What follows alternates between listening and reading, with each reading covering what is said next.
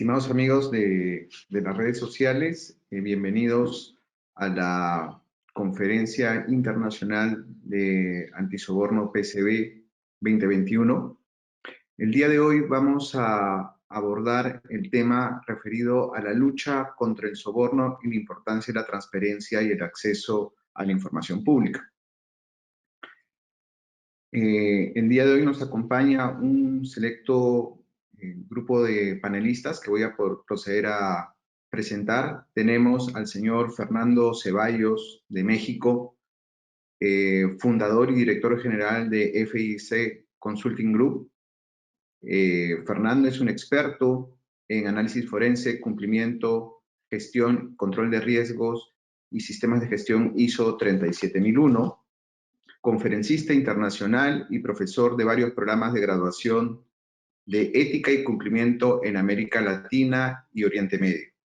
Tenemos al señor Claudio Rodríguez, de República Dominicana, con más de 25 años de experiencia en prácticas de auditoría, control interno, gestión integral de riesgos, prevención del lavado de activos, gobierno corporativo. Claudio es contador público de profesión, socio de consultoría de riesgos en BDO Dominicana. Cuenta con certificaciones como Risk Manager ISO 31000, auditor líder, implementador líder ISO 37001, gerente de cumplimiento ISO 19600. Tenemos también dentro del panel al señor Raúl González. Raúl es de Ecuador, es ingeniero en computación, cuenta con una maestría en sistemas de información empresarial, diplomado en gobierno corporativo, máster ISO 37001, ISO 27001, máster ISO 22301, auditor líder e implementador líder ISO 37001. Actualmente es gerente senior de asesoría en riesgos en Deloitte, liderando proyectos de sistemas de gestión de riesgos, entre ellos gestión antisoborno. Tenemos también al señor Carlos Vargas, él es de Perú. Tiene más de 10 años de experiencia como instructor, consultor y auditor de certificación en sistemas de gestión, entre los cuales destaca la ISO 22301, ISO 27001, ISO 37001 e ISO 31000.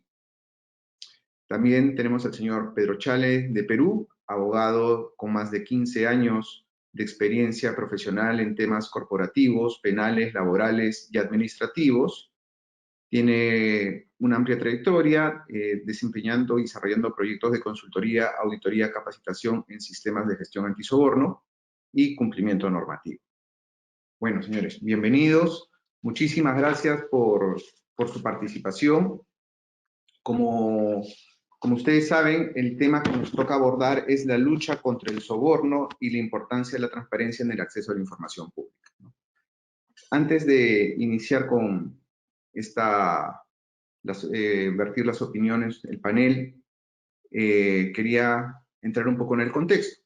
El soborno, como saben todos ustedes, desacredita a una empresa y conlleva la pérdida inevitable de la reputación, e incluso su inclusión en una lista negra para ciertas organizaciones, ¿no? Las cuales deben informar sobre cualquier tipo de contabilidad irregular, sobre algunas cuentas inexplicables, de acuerdo con lo que estipula la ley, para combatir el lavado de dinero y el terrorismo. Dentro de los principios empresariales, ¿no?, que rigen el buen gobierno, las organizaciones se tienen que comprometer a conducir sus actividades comerciales de forma justa, honesta y transparente, no pagar, ofrecer o aceptar sobornos, ya sea directa e indirectamente, para conseguir ventajas comerciales. El acceso a la información pública representa un derecho fundamental para todos los ciudadanos que deseen buscar y recibir información y datos en manos del Estado. Asimismo, este acceso a la información permite transparentar la gestión pública, fortalecer la participación ciudadana, la gobernabilidad y sistemas democráticos, incorporando al ciudadano como parte del proceso de deliberación, gestión y evaluación. Una vez habiendo entrado un poco al contexto de la sesión del día de hoy, quería poner en mesa la siguiente pregunta. ¿De qué forma el actuar con transparencia permite reducir la percepción de soborno? Por favor. Buenos días a todos, buenos días Carlos, muchas gracias por la introducción. Comentando un poquito sobre esta pregunta que se lanzante, bueno, obviamente la transparencia es definitivamente importantísima para reducir el flagelo de la corrupción y también para lograr índices de percepción bajos. Hoy en día hay países con elevados índices de transparencia, que obviamente eso repercute en índices muy bajitos de percepción de la corrupción y por lo tanto eso tiene un impacto positivo en la ciudadanía. Ahora, ¿de qué manera podemos trabajar esa transparencia? ¿De qué manera la podemos hacer más robusta en los países con las jurisdicciones? Bueno, en mi entender, hay que establecer ciertas acciones en dos sectores claves, que es el sector público y el sector privado. ¿Okay? Son dos sectores que se necesitan para que se originen estas famosas actividades de corrupción. Con respecto al sector privado, que capaz es el sector por excelencia que más recibe los esfuerzos de transparencia, acá lo que se espera es que haya procesos bien establecidos de rendición de cuentas, tanto de funcionarios a nivel público, como nacional, disculpen, como funcionarios a nivel provincial o estatal. ¿Y esto a qué conlleva? A que hagan su rendición de cuentas, que expliquen en qué gastan su dinero, que también rindan las decisiones que han tomado y también los resultados que ese dinero gastado o esas decisiones tomadas generan. Obviamente, lograr esto no va a ser sencillo si no se cuenta con las herramientas adecuadas. ¿Qué podemos tomar como herramientas adecuadas? Primero, las leyes que cada país debería tener emitidas respecto al tema de anticorrupción. Leyes que de alguna manera tendrían que establecer la rendición de cuentas, leyes que de alguna manera deberían limitar el uso de fondos reservados, y también leyes, como mencionaba Carlos, que den, digamos, que compartan con la ciudadanía toda la información. Obviamente, estas son las herramientas. También no podemos dejar de mencionar que es muy importante que haya una división clara de poderes, un poder judicial realmente tenga la independencia necesaria a los efectos de poder desarrollar los procesos judiciales con respecto a temas de corrupción libremente y aparte emitir las sentencias que corresponden. ¿Okay? También otro punto importante como mecanismo es que los gobiernos tengan organismos específicos que puedan ejecutar auditorías internas sobre todas las operaciones del gobierno y toda la información que se maneja, pero obviamente deberían tener la independencia adecuada. ¿Okay? Y otro tema que no es menor es el escrutinio que hoy en día tiene la sociedad, ¿no?, sobre los actos de gobierno, como también los medios de comunicación, un poquito gracias a las redes sociales. ¿Okay?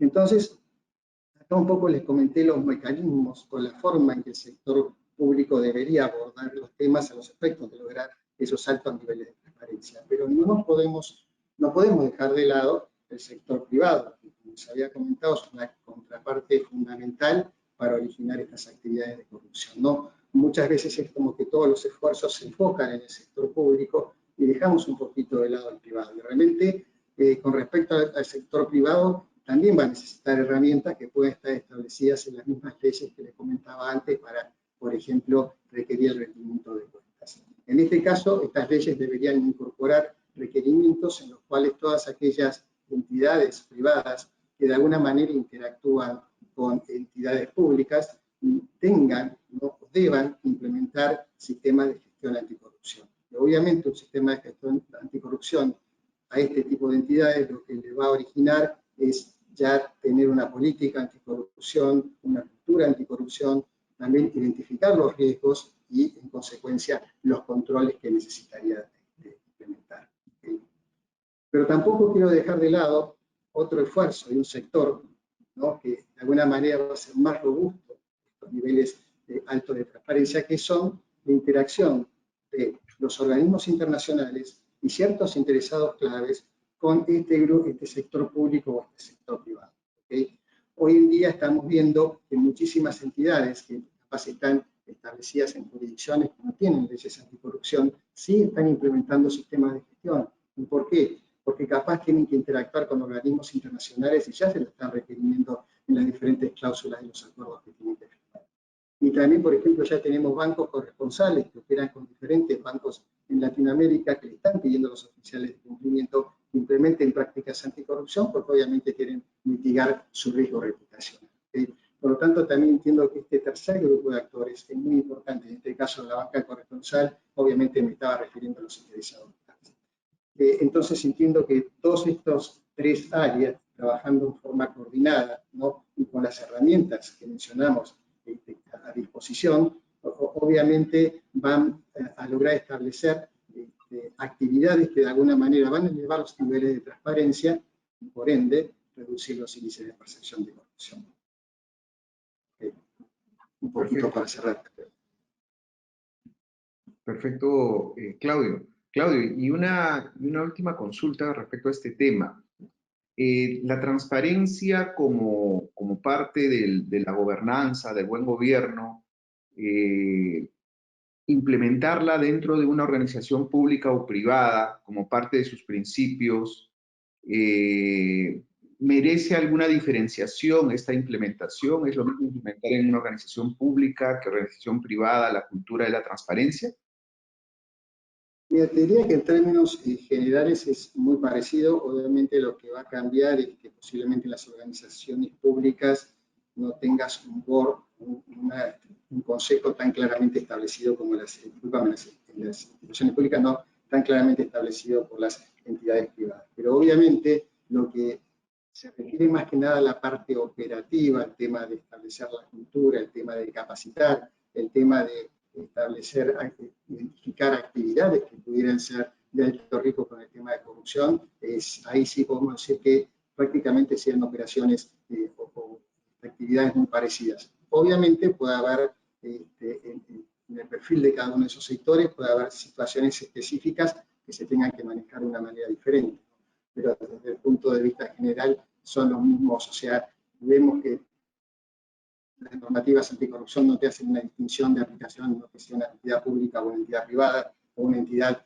privada de algún sector específico. Realmente son transversales a todo tipo de entidades, donde puede haber algunos matices que se tengan que acomodar según la estructura de gobierno corporativo de cada una de las entidades donde se va a encontrar, sean públicas o privadas. Perfecto. Muy gentil, Claudio. Claudio, y definitivamente, bueno, la transparencia... Carlos. Aló. Muchísimas gracias, Claudio. Definitivamente, bueno, la transparencia está muy asociado, ¿no?, con la integridad. Hola, ahí no te escuché un poquito. Muchas gracias. Claudio, ¿me escuchas?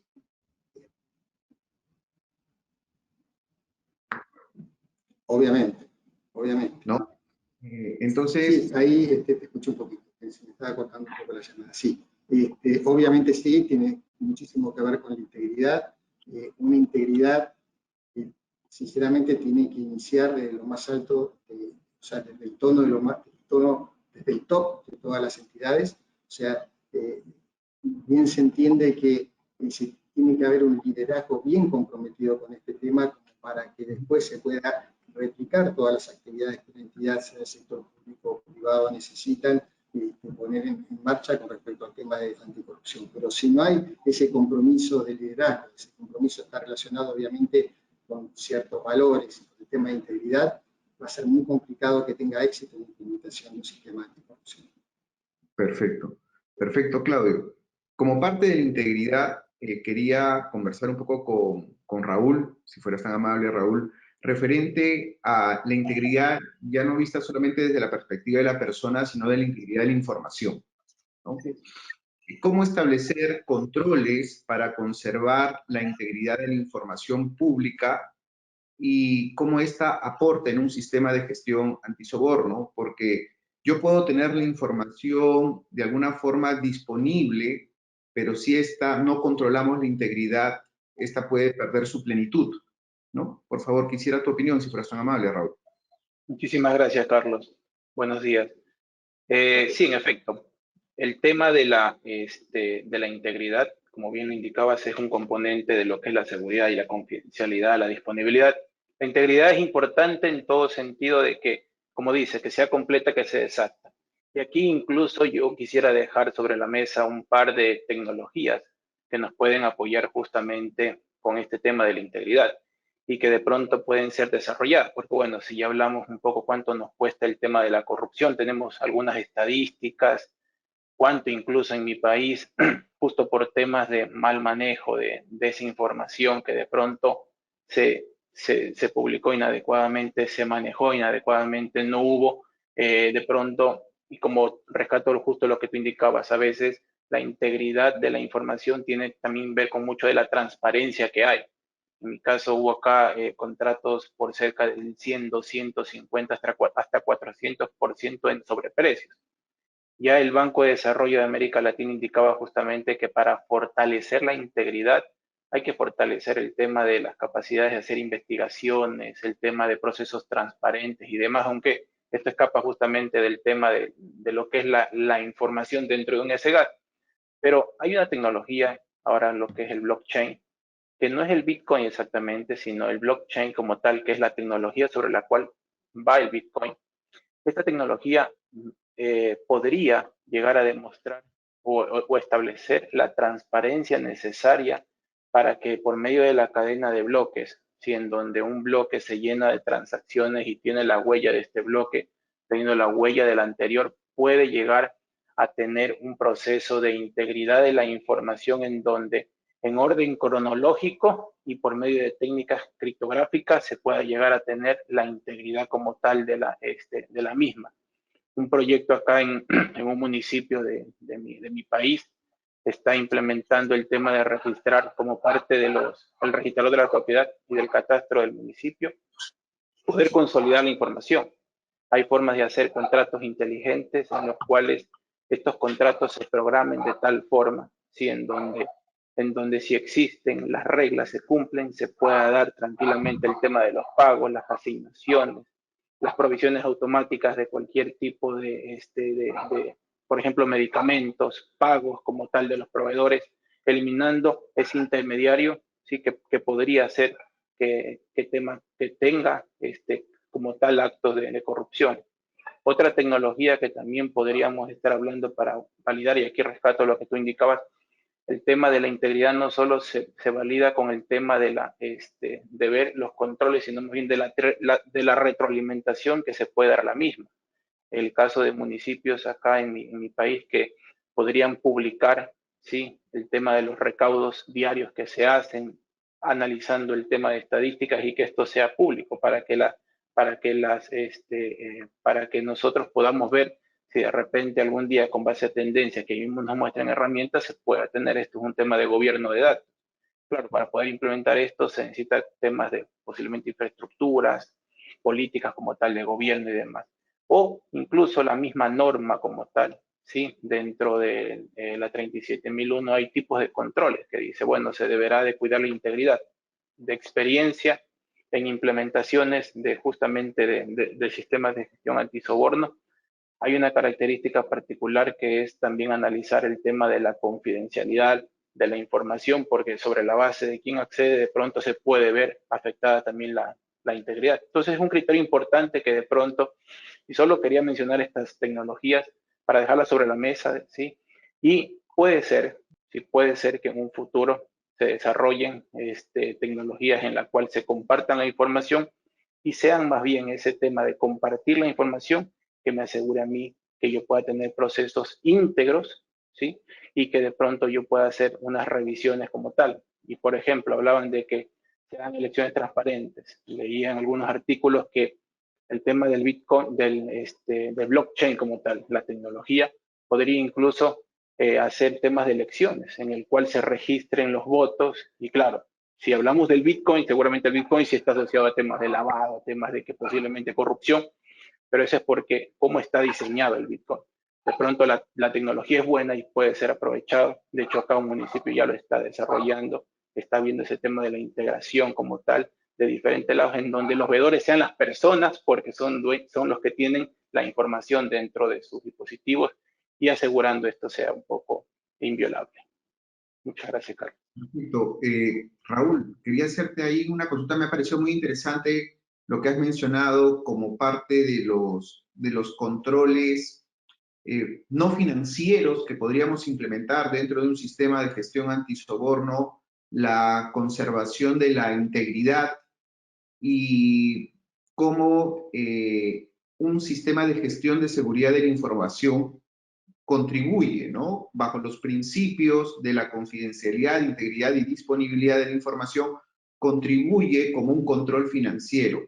Algunas recomendaciones, Raúl, que tú nos puedas dar, por favor, en base a tu experiencia, de cómo poder complementar y fortalecer un sistema de gestión antisoborno con componentes de la seguridad de la información basado en estos tres principios, por favor. Totalmente bien. Y tú justo lo has comentado, la norma en su anexo habla de controles financieros, de controles no financieros. Y de hecho, cuando he hecho implementaciones y la compañía cuenta con un sistema de gestión de seguridad de la información, ayuda mucho. ¿Por qué? Porque justamente ya hace esa clasificación de la información, ver esos activos importantes, críticos, y de pronto, por ejemplo, los famosos términos de referencia. Ha pasado de que esos términos de referencia de pronto en el proceso normal, en el flujo, de pronto se pierden y de pronto son publicados o son vendidos. Entonces, tener o asegurar el tema de la confidencialidad de la información, de pronto de clasificar esos activos, podría justamente prevenir, ¿sí? Prevenir o detectar en este caso casos en donde se fuguen estos términos y obviamente después se comete el acto como tal de soborno, ¿no? En alguna implementación que tenía nos comentaban de que muchos casos afuera ya se sabía que el término de referencia ya estaba mucho antes de que se apruebe. Entonces, ahí justamente poder clasificar esa información, poder establecer, poder dar los accesos adecuados para justamente en este caso cuidar la confidencialidad y la integridad en este caso que podría haber. Entonces, tener un sistema de gestión 27001, seguridad de la información ayudaría bastante y obviamente también muchas de las cláusulas ayudan con el tema de documentación, el tema de los riesgos, poder ver esos activos claves. Obviamente toca ver el tema de los riesgos de soborno para poder llevar adelante. Perfecto, Raúl, muy gentil. Muchísimas gracias. No, gracias, Carlos. Muchas gracias. Efectivamente, bueno, la información pública, para que la información pueda ser pública y transparente, también necesitamos canales de comunicación adecuados, ¿no? Canales de comunicación que nos aseguren el poder involucrar a tanto a nuestros colaboradores como a las distintas partes interesadas. Pedro, quería saber un poco tu opinión respecto a estos canales de comunicación que nos permitan no solamente hacer llegar información, sino también que nos permitan hacer frente al soborno, ¿no?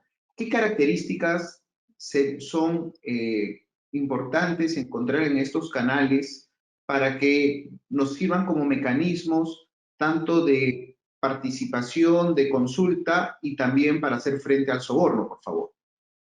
Gracias por la participación que me das. Mira, es importante saber que en la actualidad las organizaciones públicas y privadas se encuentran implementando programas de integridad, ¿no? Que aseguran esa conducta ética y ese compromiso con la lucha contra la corrupción, soborno, fraude, lavado de activos y otros delitos conexos, ¿no? En ese contexto es importante determinar que los canales de comunicación resultan ser aquellos elementos principales que van a permitir al denunciante poder efectivizar un acto de soborno.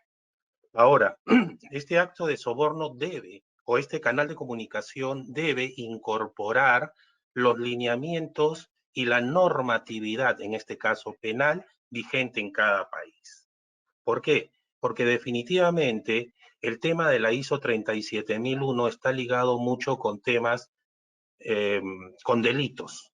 Y esto tiene un tratamiento especial en cada legislación. Por lo tanto, estos canales de comunicación y el canal de denuncia que se constituye como ese elemento importante que va a permitir sacar a la luz todos estos actos de soborno debe estar en estricta relación con el derecho penal de cada país. Ahora, es importante también indicar que estos canales deben facilitar que las personas denuncien oportunamente el acto de soborno. No si ya pasó, si ya se materializó, ya iría a otro nivel con intervención de la Fiscalía, el Ministerio Público y demás, ¿no? La idea aquí es que estos delitos sean denunciados de manera oportuna y que este mecanismo permita a la organización, a la entidad, a la empresa, tratar estos informes con absoluta confidencialidad, propiciando incluso la denuncia anónima que permite la prohibición de represalias o cualquier tipo de discriminación, actos de hostilidad, protegiendo al denunciante. Es importante también la asesoría que debe recibir el que denuncia por parte de su organización, porque estamos haciendo frente a un problema que va a afectar no solamente la conducta ética, sino también la política, va a afectar la reputación de la organización. Y en ese sentido, este procedimiento debe aplicarse con la buena fe. Es importante indicar que no se trata de denunciar, no se trata de poner a la luz un acto porque se nos ocurrió, sino que esta denuncia tiene que estar basada en la buena fe. Es decir, cuando una persona tiene indicios de hechos que razonablemente permiten la realización o un comportamiento ilícito, delictivo o irregular, como establece la normativa penal. Ahora, también desde el punto de vista personal, estos actos de denuncias deben ser sin ánimo de venganza, sin la intención de causar un perjuicio laboral o profesional, lesionar el honor de las personas o de un tercero. Aquí lo importante es indicar que efectivamente todo este proceso puede ser aplicado a través de los numerosos canales que existen, como son las páginas web, las líneas éticas, el correo de denuncias oportunas, pero dependerá mucho también de la capacitación que las organizaciones den a sus colaboradores. O sea, no podemos denunciar aquello que no conocemos, aquello que tenemos duda.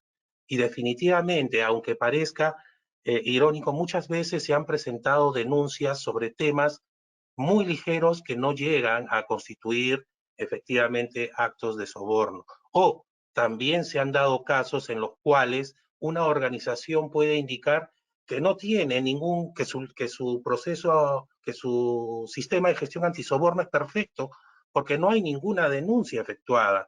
La pregunta es, ¿comunicamos oportunamente a nuestros trabajadores, a nuestros colaboradores, a los terceros involucrados en nuestros procesos, qué es el soborno, cuáles son nuestras políticas y que existe un canal de denuncias para estos actos? ¿Hemos implementado adecuadamente las cláusulas anticorrupción en nuestros contratos?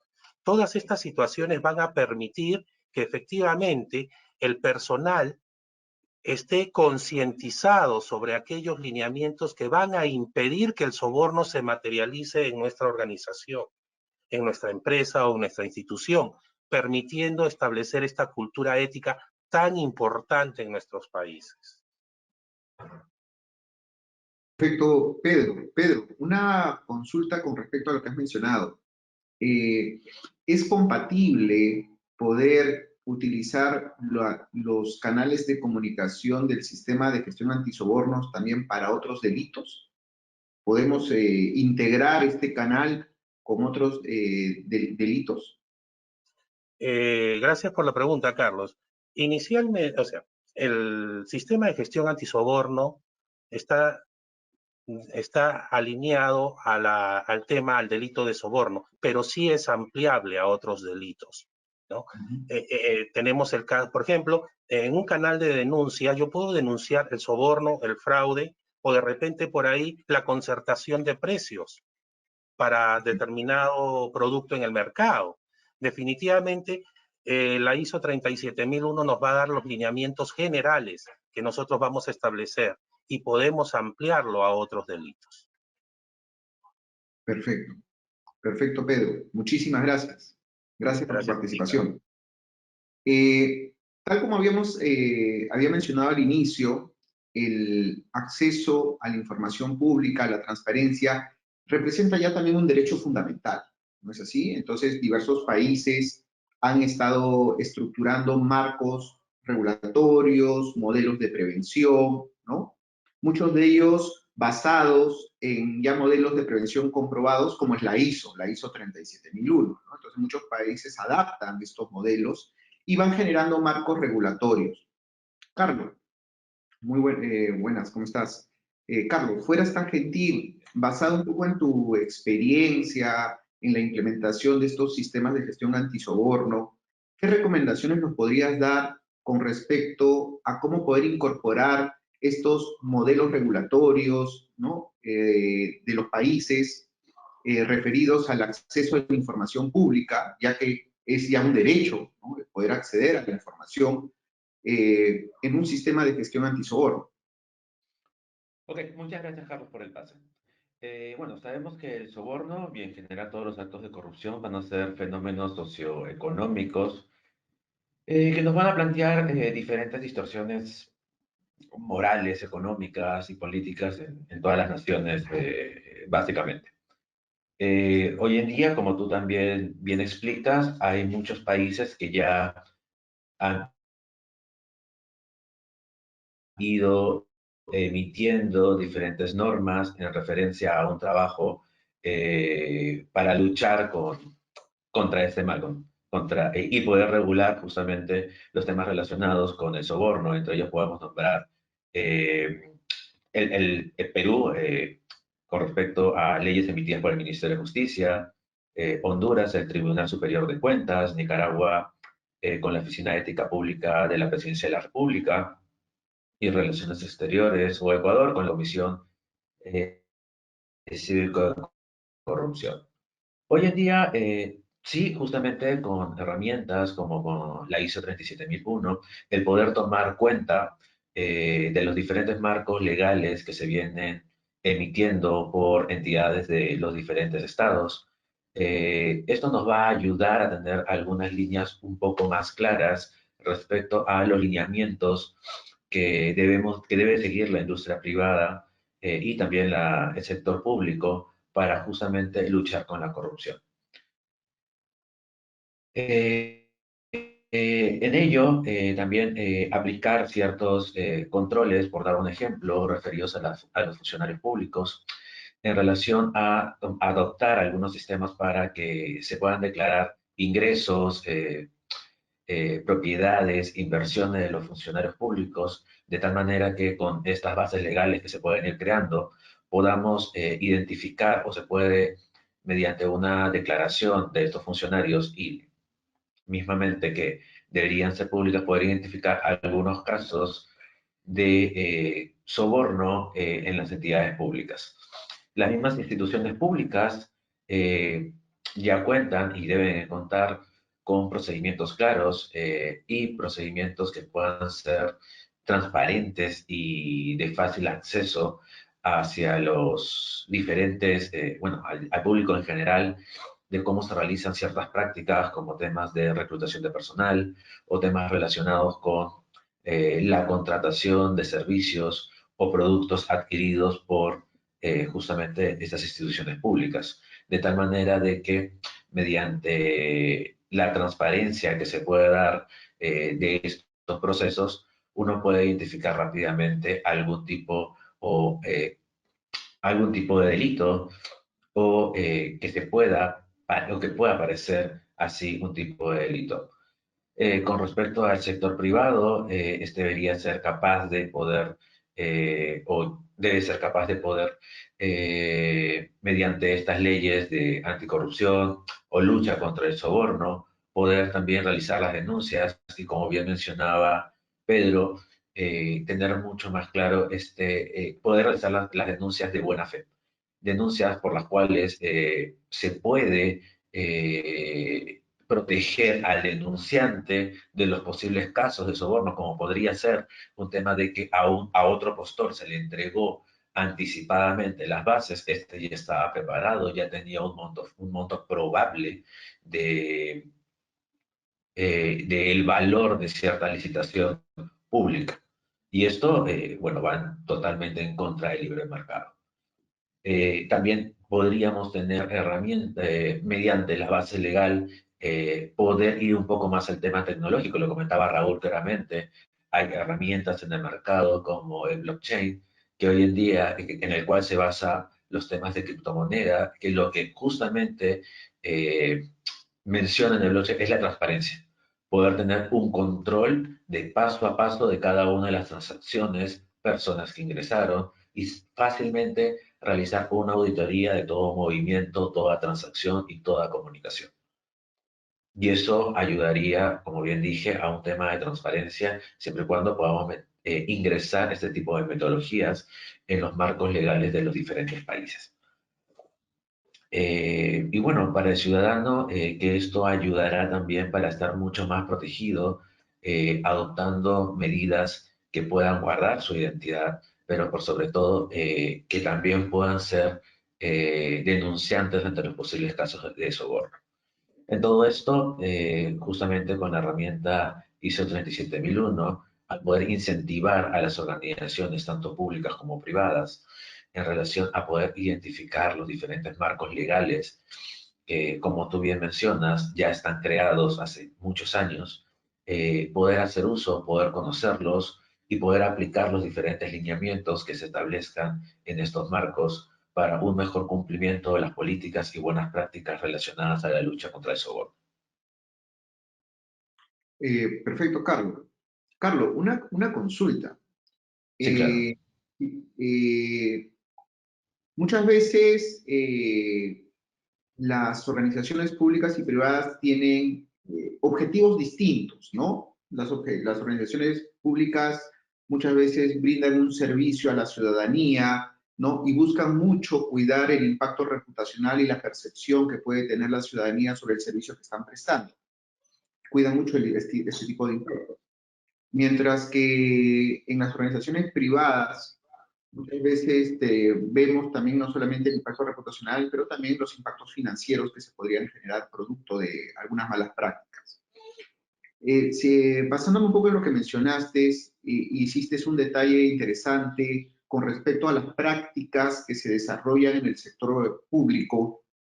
¿Consideras que estas buenas prácticas como una herramienta de benchmarking con respecto a las organizaciones privadas, por favor, se pueden utilizar también en las organizaciones privadas teniendo posiblemente enfoques e impactos diferenciados? Es correcto. Tanto el sector privado como el sector público busca proteger su imagen, busca proteger, estar deslindados de posibles actos de soborno o que aparenten ser soborno, ya que no solamente debemos esperar de que el hecho esté consumado, sino que ya desde una percepción de este debe ser cuidado porque ya podría afectar o empezar algún tipo de investigación en referencia a estos eventos.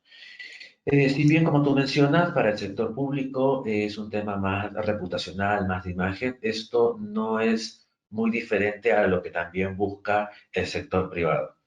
No obstante que con ciertos beneficios mucho más comerciales, ya que al implementar este sistema de gestión, también va a generar confianza en su clientela, sea pública o sea privada, protegiendo la imagen y también un tema de conservación de recursos financieros, prolongando algunos contratos. Es por eso que hoy en día en el Perú, y saludo mucho esta iniciativa, la entidad de contrataciones estatales ya hace algunos años, perdón, viene luchando por incentivar estas prácticas de que las organizaciones del sector privado pueden y que contraten con el Estado puedan tener herramientas ISO, especialmente una de ellas la ISO 37001, y con ello se le daría un mejor reconocimiento en cuanto a puntuaciones para licitaciones públicas. Entonces, mediante ese incentivo, organizaciones privadas hoy en día vienen realizando los esfuerzos para poder cumplir con este marco normativo y poder satisfacer esta necesidad del cliente, que es contar con ISO 37001 y al mismo tiempo de que el proveedor privado cuente con esta norma, el público, que es el contratante, también tendría ya controlada a esta parte interesada y cualquier riesgo de alguna aplicación de una mala conducta que estaría relacionado con el soborno o temas relacionados con corrupción.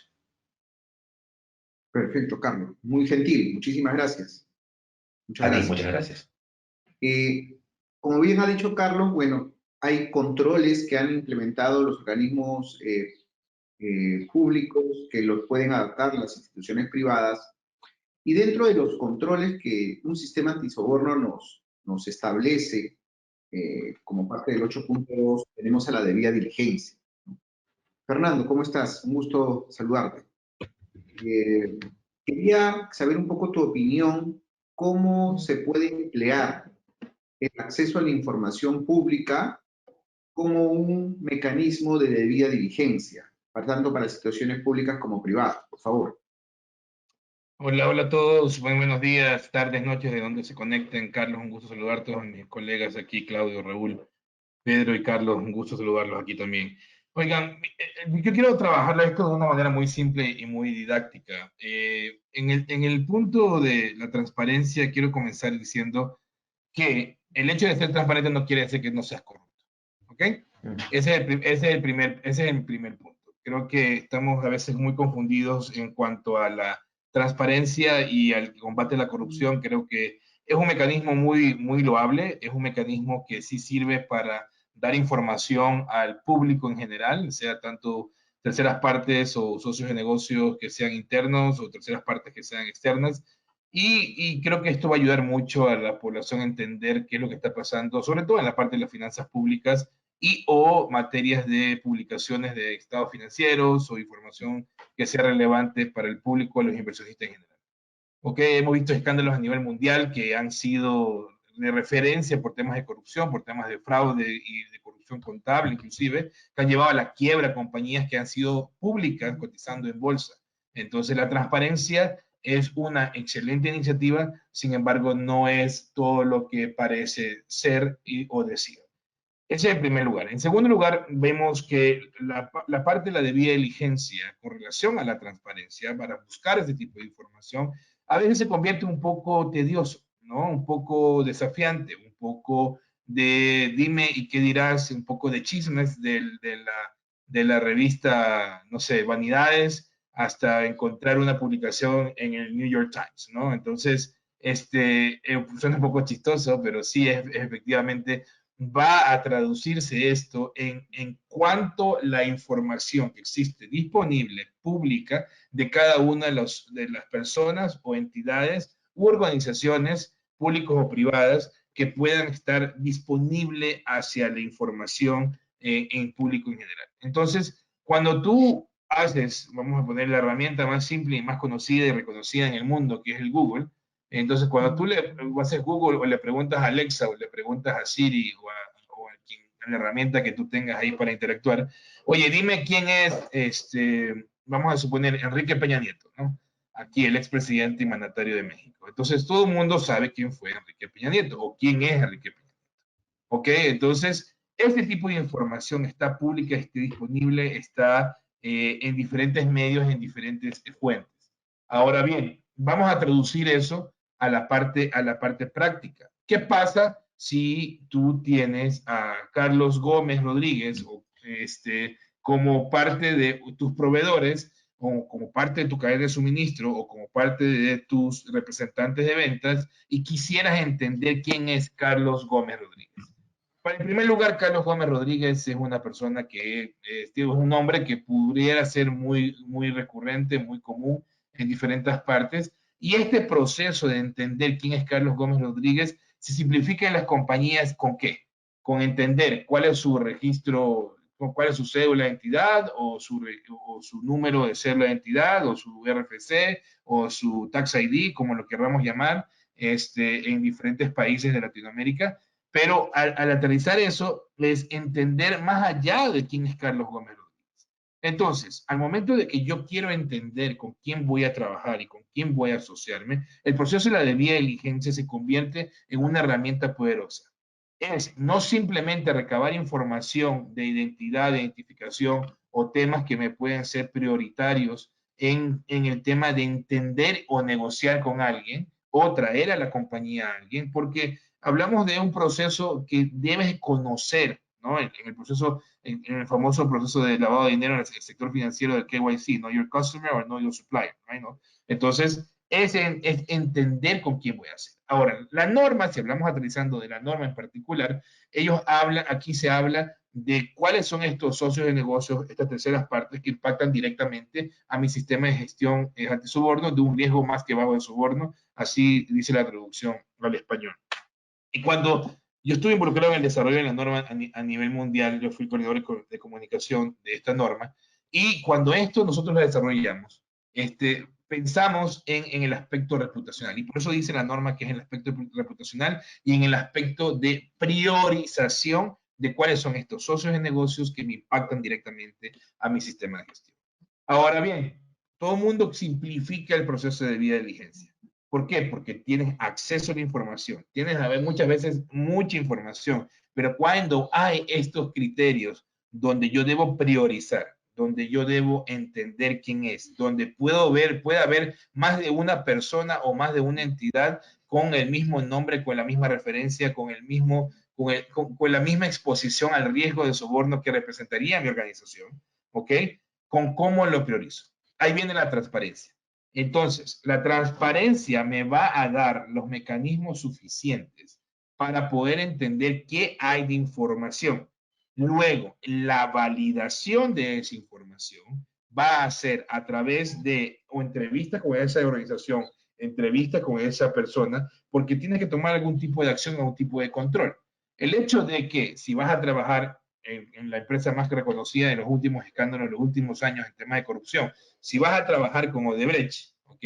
Yo tuve la bendición de estar involucrado en los inicios de los casos de esa investigación a nivel de investigación forense.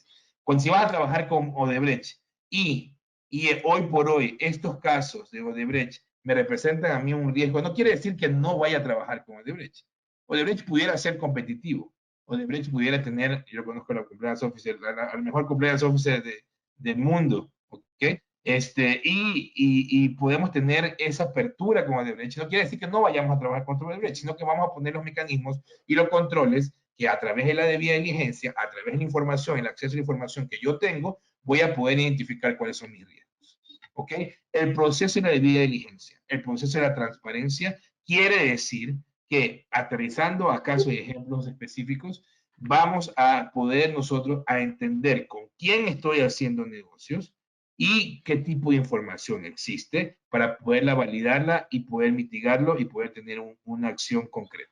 Y para cerrar mi intervención, quiero decir a todas las personas que están allá afuera y que tienen un programa de compliance o que tienen mecanismos de identificación o de onboarding o de altas de proveedores o de clientes o de empleados, está perfectamente muy bien soportado y aplaudimos ese esfuerzo. Sin embargo, el hecho de tener un programa de compliance y el hecho de tener un mecanismo de debida diligencia no necesariamente va a estar, y si buscan una certificación de antisoborno o la nueva que estuvo ahorita involucrado en la parte de compliance, entonces no quiere decir que vayan ustedes a tener un 100% alineamiento con la norma, ¿ok?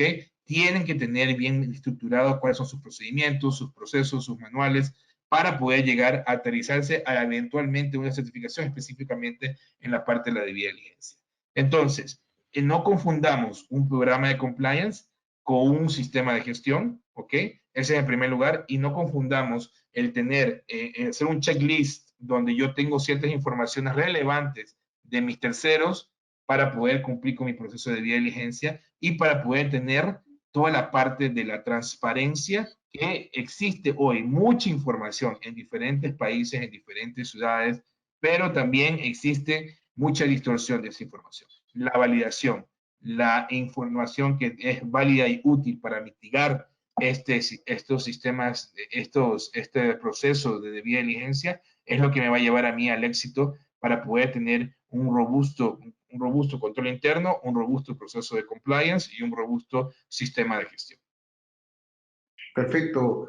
Fernando, coincido contigo en el comentario que haces referente a que el ser transparente no necesariamente te exime de ser corrupto, ¿no?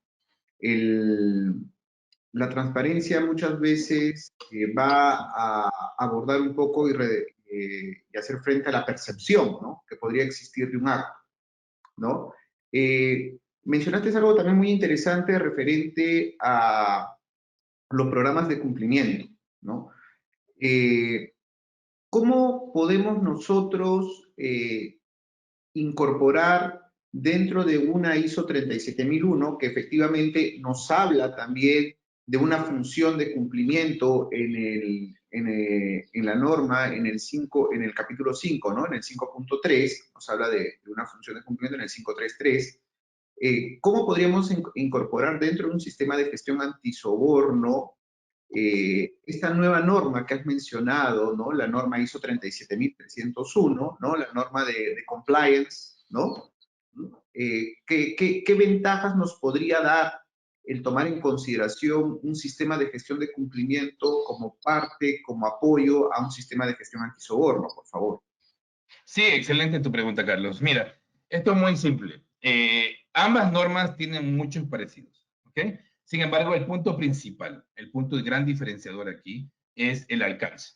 El alcance es donde se va a delimitar, donde específicamente la 37001 habla antisoborno y la 36301 de compliance habla sobre las obligaciones regulatorias que están sujetas las organizaciones. Entre esas está el tema anticorrupción, ¿ok? Entonces, hablamos de una norma antisoborno, hablamos de una norma anticorrupción, donde donde habla una norma de compliance, perdón, donde eso se tiene que delimitar dentro del alcance para la parte de compliance.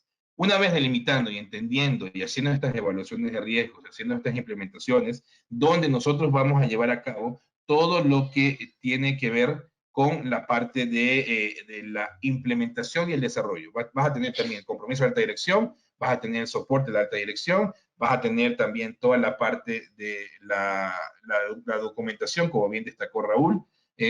Vas a tener todo muy parecido a las dos normas. Ahora, el alcance es la gran diferenciación. También vas a tener dos funciones. Una función que es la parte del oficial de cumplimiento antisoborno, vas a tener la función de cumplimiento, ¿ok? Que es una una persona igual, independiente, que reporta la dirección y tiene que tener todos los puntos y las comas y las yes para poder tener esa autonomía y esa autoridad dentro de la organización. Uno va a estar especializado en la parte antisoborno y el otro va a estar especializado en la parte de compliance, que pueden funcionarse, sí, se puede funcionar dependiendo de la competencia de la persona que lleva ese liderazgo.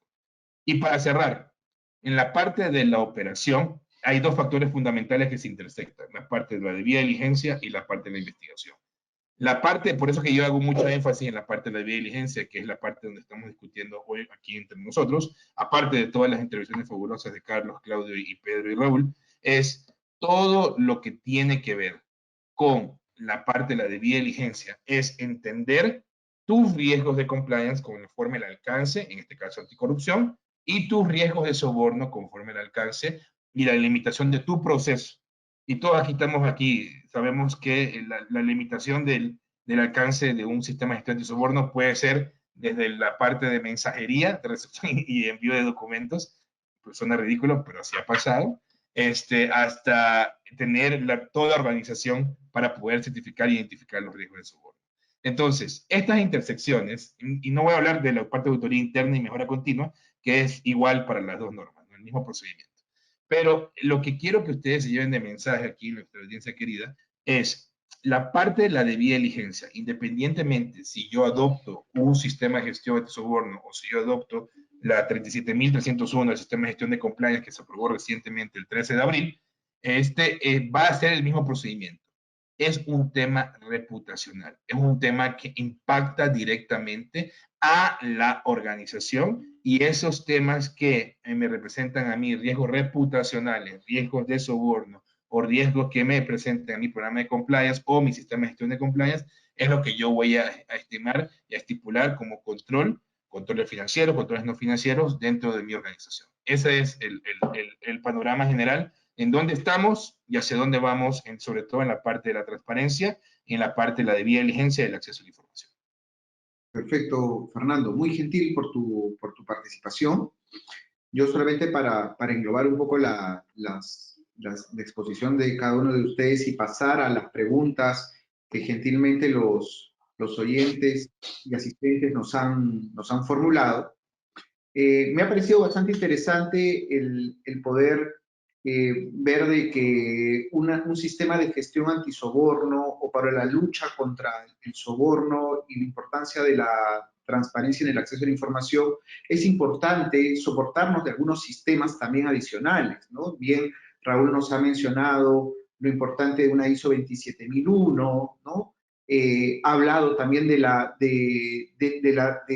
una robustez a la gestión de activos, ¿no? De repente incorporándolo con una ISO 55001, ¿no? De gestión de activos.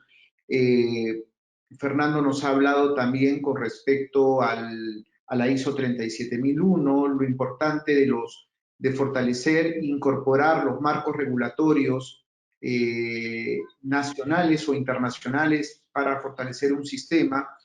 Y más allá de querer implementar un sistema antisoborno, el sistema antisoborno no te asegura no ser corrupto, ¿no? Lo que te asegura el no ser corruptos, creo yo, son los valores, ¿no? Si tú tienes una alta dirección con valores, con principios, que nace y estos valores fortalecen el buen gobierno de una institución, y desde ahí inicias un proceso de selección adecuado, alineado, ¿no? Y de contratación alineado a estos principios, posiblemente el mejor control que puede haber dentro de los sistemas de gestión antisoborno es tener gente con valores, ¿no? Vamos a pasar, si les parece bien, un poco a la ronda de preguntas. Quería hacer la primera pregunta, Raúl, por favor. Nos hacen la siguiente pregunta. ¿Creen que el blockchain puede llegar a erradicar el soborno si se utiliza para las transacciones financieras de los gobiernos? Ya. ¿Cuál sería tu opinión, por favor, Raúl? Muchas gracias, Carlos. Muy buena pregunta. A ver, ahí hay una palabra que es el tema de erradicar. Esa palabra es bastante, hay que analizarla toda vez que erradicar significa eliminar o suprimir algo, sí, de manera completa y definitiva. Entonces, no, el blockchain no ayudaría a eliminar, toda vez que aquí, como bien lo has indicado, Carlos, justo antes de esto, el tema de riesgos, sí, esto ayuda, no dice que no va a pasar, ayuda a prevenir, detectar o enfrentar estos casos. El blockchain es una forma en la cual podríamos llegar a tener esa transparencia o estar seguros de que hay una integridad en la información, si entonces no ayudaría a eliminar. Algo también aquí que hay que tener en cuenta es, esto es ejecutado por personas a la final, es un tema de que nos da o nos brinda como el tema de control interno, una seguridad razonable. Hay también los riesgos inherentes propios de la actividad, que las personas se salten los controles, que las personas como tal no hagan lo que tengan que hacer, la colusión, o que la administración igual no realice. El blockchain nos ayudaría sí a tener esa seguridad de que, pero siempre vamos a tener que estar atentos sí, a posibles riesgos que nazcan producto de eso también. O sea, porque hasta ahora se cree que es inviolable, que las cadenas guardan, que si se utiliza la tecnología como tal, podríamos crear estos contratos inteligentes, programar las operaciones, pero recordemos que siempre hay la persona de por medio. O sea, eso no se programa solo también. Entonces, el ser humano, y como bien lo indicaba Carlos, el tema de los valores, o sea, los controles pueden ser los mejores, pero si hay el recurso humano a la persona, es también hay un tema. Entonces, erradicar, no. Mitigar, mermar, reducir a un riesgo, sí, a un nivel bajo, seguramente, pero erradicar la palabra que es eliminar o suprimir, no. Perfecto. Muchas gracias. Perfecto. Raúl, muy gentil. Pedro, por favor, quisiera tus comentarios referente a esta pregunta. ¿Cuáles son los obstáculos que impiden un acceso eficiente a la información? Gracias, Carlos, por el pase. Para empezar, digamos que es la falta de transparencia. Una organización, una institución, una empresa que no tiene claro la información que maneja, que no tiene claro sus políticas, definitivamente lo que pueda proyectar no va a reflejar lo que realmente considera que viene a ser una información transparente. Por otro lado, tenemos que una deficiente también interpretación de lo que es la transparencia en la información. No toda la información que yo puedo poner a disposición puede ser accesible al público. Tengamos en consideración que la Ley de Protección de Datos Personales va a limitar un poco lo que viene a ser alguna información sensible. Entonces, todo aquello que implique temas en las organizaciones públicas, temas de licitaciones, de concursos, de otorgamientos de buena pro, están a disposición de las personas. Todo lo que implique cómo está conformado el directorio, toda la organización de una entidad es información pública. Pero también tengamos en cuenta la información sensible que no puede ser transparentada tan abiertamente, ¿no? Por otro lado, en las instituciones privadas, el acceso a la información se reduce a un requerimiento expreso de autoridad judicial o en un proceso de investigación. Entonces, si partimos de estos presupuestos, deben existir estos canales de comunicación que permitan el acceso a esta información y que estén previamente definidos y que de alguna manera permita reflejar aquella información pública, transparente, fidedigna y que va a permitir a las organizaciones ese contacto, esa interrelación con aquellas personas que quieran denunciar actos de soborno. Porque definitivamente si yo tengo información disponible de una organización y veo que hay elementos que no van de acuerdo a lo que ellos han publicado, puedo intuir que existe un acto no claro, un acto ilícito que se está dando y que está siendo publicado de otra manera. Entonces, esos canales de comunicación deben estar permanentemente abiertos en las páginas web de las organizaciones, de las empresas, donde se abra una línea ética o un correo de denuncias que permitan esto. Ahora, el requerimiento de información que yo pueda realizar a una organización también debe revestir alguna formalidad, porque no se trata de pedir información por pedirla, sino también acceder, si es información clasificada, definitivamente a través de un proceso judicial del cual soy parte y que estoy obligado a presentar, o el requerimiento judicial va a permitir tener información sensible sobre determinados aspectos de una organización.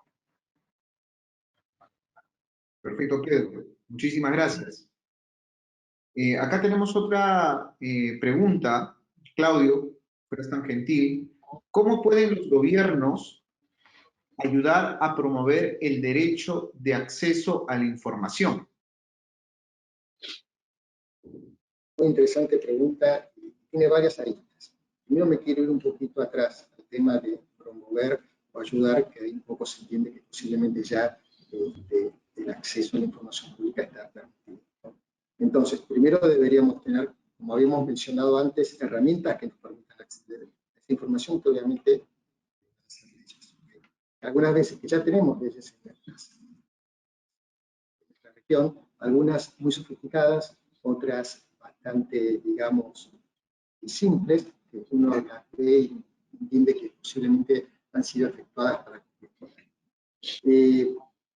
Una vez, y si hay países que no tienen leyes, realmente ahí, como les comentaba, es muy importante el rol que pueden tener los organismos internacionales haciendo las presiones adecuadas y también la misma ciudadanía solicitando este derecho. Una vez que esa ley está emitida y ya está en vigencia, obviamente, como dice esta pregunta, hay que ayudarla a promoverla y hacerla conocer, ¿no? De ahí un poquito nos podemos remitir a la misma 37.001, que justamente vos, Carlos, estabas mencionando si era aplicable tanto al sector público como al privado, que es exactamente aplicable a los dos sectores, obviamente considerando algunos temas específicos de cada uno. Pero para el tema de promover y ayudar al conocimiento, eso se traduce en que los gobiernos tienen que tener plataformas de comunicación muy robustas para poder hacerle conocer a toda la ciudadanía ese derecho que tiene. Y obviamente, un poco también ligado a lo que comenta Pedro, tener los canales de denuncia claramente determinados y conocidos para poder divulgarlos. Esa es la mejor manera de poder ayudar a promover y dar a conocer una ley que podría estar abriendo la información para el público en general.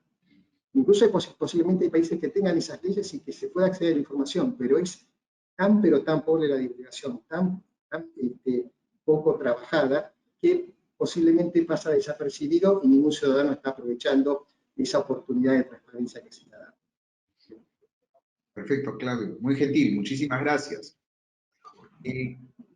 Carlos, te pediría por favor, nos comentan acá en el chat un poquito referente a profundizar con respecto a el otorgamiento a entidades, ¿no?, que participan en licitaciones con el gobierno de bonificaciones con respecto a la implementación de una ISO 37001, por favor.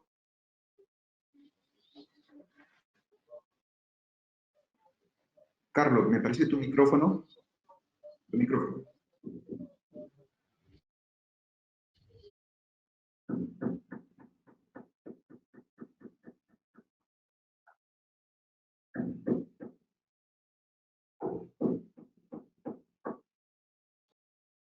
No se te escucha. Mientras que Carlos va solucionando este impasse, voy a ir, Carlos, mientras que vaya solucionando, voy a ir haciéndole una pregunta a Fernando, ¿te parece? No. Fernando, te pido por favor un poco tu opinión con respecto a cuáles serían los filtros que consideras indispensables para que una entidad logre tener los mejores controles antisoborno. Por favor. A ver, en primer lugar, un sistema de gestión busca la mejora continua. La parte de mejores creo que va a ser la foto del momento que te va a servir para un punto en particular. Ahora, los filtros necesarios, cuando estuvimos desarrollando la norma desde el 2013-2014, nosotros tuvimos entre varias reuniones informales y fuera de las reuniones de trabajo a nivel internacional. Una de las cosas que siempre... Si nos vamos al marco peruano, hoy en día... Hola. A ver. Hola, hola. Creo que era de Carlos. ¿Me escuchan ahora? Sí. Sí. Terminamos la pregunta con Fernando, por favor. Ok. Fernando. Dale, ¿Me escuchan ahora? Sí, te escuchamos, Carlos. Sino que como no servía tu micrófono, pasaron a mí. ¿Me escuchan ahora? A ver, Fernando, por favor. Dale. Y entonces, una de las cosas, los desafíos más importantes y más grandes que tuvimos en discusiones era como destacaron algunos aquí mis compañeros, es que esta norma lo que se basa es estandarizar el comportamiento humano. Y los temas de los filtros mejores para poder tener mejores temas antisoborno, va a ser siempre es la creación de esta cultura antisoborno dentro de la organización. La parte de la comunicación, la parte de la capacitación, la parte de las sanciones a las cuales están sujetos los individuos, los socios de negocio, si se cometen actos de soborno dentro de la organización. ¿Qué es lo que pasa? Alrededor de todos los mercados emergentes donde nosotros operamos, principalmente en América Latina, cuando no hay sanción por parte del gobierno, ¿se esperaría algún tipo de sanción dentro de la compañía, dentro de la organización? Es una pregunta válida para hacernos y para ver alrededor y hacer una introspección en dónde estamos parados y en dónde estamos trabajando, para que podamos nosotros decir si estas sanciones que yo estoy estipulando se aplican para la organización. Les doy un ejemplo muy rápido y muy simple. Hace muchos años tuve una oportunidad de poder trabajar como tesorero en una empresa antes, en un interín antes de no estar en el mundo de la consultoría. Y era un tema de que una persona, el contador, ponía un cero en un recibo que en vez de cobrar $1 por reembolso en caja chica, cobraba 10. Y así lo venía haciendo constantemente. Llegué yo, le puse un estate quieto, un pare, y se puso bravo, obviamente, y el señor se llevaba $9 por cada una de estas transacciones que le ponía un cerito al lado del 1. ¿Qué es $9 o $10 para una empresa que factura $1 billón al año? Entonces, si el señor ganaba, si se llevaba $100 al mes en este tipo de transacciones, básicamente eran $1.200 al año. $1 billón sobre 1.200 sobre $1 billón no es nada, no es material. Ahora bien, ese $1 billón se reportó, se tomaron, no se sancionó al contador, pero luego estalló un problema, que estaba el contador, que estaba el de la bodega, que estaba el de compras, todo coluido, y eran de $3 millones el desfalco. ¿Qué es lo que yo quiero decir aquí? El tema chiquitito de $10 que se llevaba el contador fue creciendo. Yo ya no estaba, yo ya había salido de la empresa, había salido para Estados Unidos, pero él fue creciendo progresivamente. A lo que voy es que no hubo una sanción, no hubo una capacitación, no hubo una comunicación. Entonces, en nuestras organizaciones dejamos pasar este tipo de insignificancias, entre comillas, porque no es material y porque el señor, me compadezco porque el señor tiene problemas de ABC, pues efectivamente tomamos sanciones al respecto. Esos son los mejores controles antisobornos que yo te puedo recomendar, en la creación de una cultura de integridad, en la creación de un plan de comunicación efectivo, de los entrenamientos y de las sanciones efectivas cuando hay denuncias y hay temas que hay que sancionar por medio de las denuncias, y hay que obviamente tener la investigación propiamente dicha para encontrar la causa raíz y los hechos relevantes para tomar acciones correctivas necesarias. Ese es los mejores controles. Perfecto, Fernando, muy agradecido. Muchas gracias. Carlos, volvemos contigo. No. No. Donde apretaste el botón, ahí era cuando te escuchaba. ¿Me pueden escuchar ahora? Ahora sí. Sí. No. Sí, no, definitivamente tengo un problema con el audio.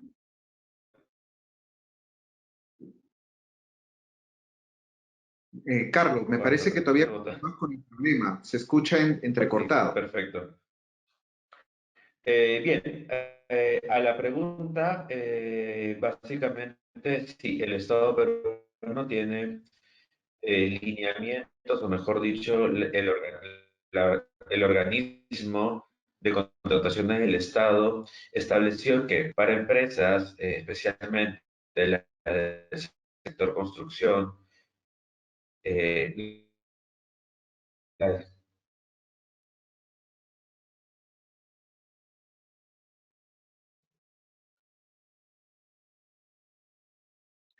Ya. ok, sí, al parecer es un tema de señal, probablemente. Perfecto. Vamos Ahora me tratando. pueden Carlos, escuchar. sí, No, sí, tampoco. ya.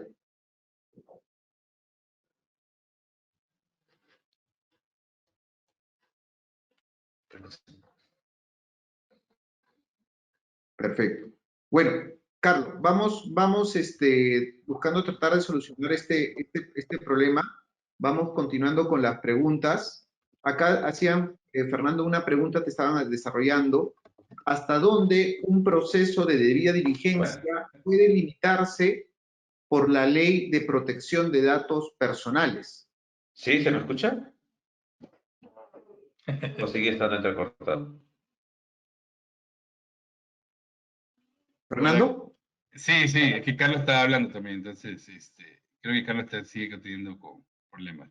A ver, mira, el tema de protección de datos personales es un tema relevante para los mercados emergentes, principalmente en ciertos países de América Latina. Brasil tiene una ley de protección de datos muy importante recientemente, que la gente está preocupada, Parece que hay un México tema también, por el tema... básicamente, lo que tendría... no sé, ¿continúo? Por Carlos. favor, sigue, Ok. sigue. Entonces, en el tema del marco regulatorio de protección de datos, es un tema que es relevante y el tema de debida diligencia debe ser enfocado bajo esa regulación. O sea, acuérdense algo, ninguna norma de sistemas de gestión, llámese como se llame, en este caso estamos hablando de antisoborno, como plataforma principal, ninguna norma va a ir encima de ninguna ley. Entonces, el proceso de debida diligencia debe acotarse o debe sujetarse a los marcos de la privacidad de datos. Entonces, tenemos que tener ese punto en presente. Ahora bien, ¿qué es la privacidad de datos? Si tu información es pública, vamos a suponer redes sociales, Facebook, ¿ok? Y tú la compartes con todo el mundo, la tienes disponible, obviamente tú estás sujeto a la ley, a las condiciones que te puso Facebook para poder compartir tu información con terceros. Vamos a suponer, donde hay temas de medios, donde hay temas de información que se recupera en bases de datos públicas, ¿ok? ¿Ok? Para que ustedes entiendan, las bases de datos públicas es cualquier tipo de información a la cual yo aparezco, que tú puedes contratar a alguien para borrarlo, sí, lo puedes borrar, obviamente, pero tú tienes que tener presente que tienes que entender que la privacidad de datos es un tema fundamental. La debida diligencia no se trata de ir y tocarle la puerta a la persona, a un empleado que tienes que aplicar la debida diligencia. No decirle, oye, dime cómo vives, eres pobre, eres rico, cuántos carros tienes, cuántas televisiones, cuántos baños. No, no se trata de eso. No se trata simplemente de ser invasivo de la noche a la mañana. Hay un protocolo, hay un proceso y hay que respetar los temas de privacidad de cada una de las regulaciones y países donde trabajas. Usualmente, la debida diligencia es aportando a ciertas informaciones que me pudieran generar ciertos riesgos y ciertos impactos dentro del marco de la ley. ¿Ok? No se puede violentar la privacidad de ninguna otra información. Es decir, no puede ir a ningún banco a decirle deme los estados financieros o hackear algún banco para obtener los estados financieros de una persona X y Z o de una compañía X y Z. No, no se puede. Y si lo haces como proceso de debida diligencia, estás violando los principios de privacidad de datos y sigilo bancario en este caso. Entonces, tienes que salvaguardar el procedimiento de la privacidad de datos para poder tener estos objetivos claros, concisos, con información pública, con trabajo de inteligencia en campo, si se amerite, para poder obtener la mayor cantidad de información que me sirva a mí a mitigar estos riesgos de soborno. ¿Ok? Perfecto, Fernando. Muchísimas gracias. Bueno, Carlos me ha enviado un texto que voy a leerlo. Con respecto a su intervención, me indica que básicamente el organismo de contratación del Estado solicita a los diferentes órganos que contratan servicios o productos poder brindar, ¿no?, puntos adicionales en el momento de la evaluación de la propuesta, ¿no? Esto ya va a depender de cada órgano decidir si va a hacer uso de esas bonificaciones adicionales dependiendo mucho del producto o servicio que le vayan a suministrar, ¿no? Bueno, primero, distinguido panel, muchísimas gracias por todas sus intervenciones. Han sido muy bien recibidas por todas las personas que nos han acompañado en esta sesión sobre la lucha del control contra el soborno y la importancia de la transparencia y el acceso a la información pública. Invitarlos el día de mañana a estas mismas horas que iniciamos, a la sesión referida a la conferencia de la integración de la participación ciudadana en la lucha contra la corrupción. Quien va a estar como moderador es el señor Fernando Ceballos. Señores, panel, muchísimas gracias a todos los participantes. Gracias por su participación, deseándoles que todos y sus familias gocen de buena salud. Muchísimas gracias a todos. Gracias a todos. Gracias. Gracias. Cuídense mucho, un abrazo. Cuídense mucho. Abrazo. Nos vemos pronto. Cuídense. Bye, bye. Bye, bye.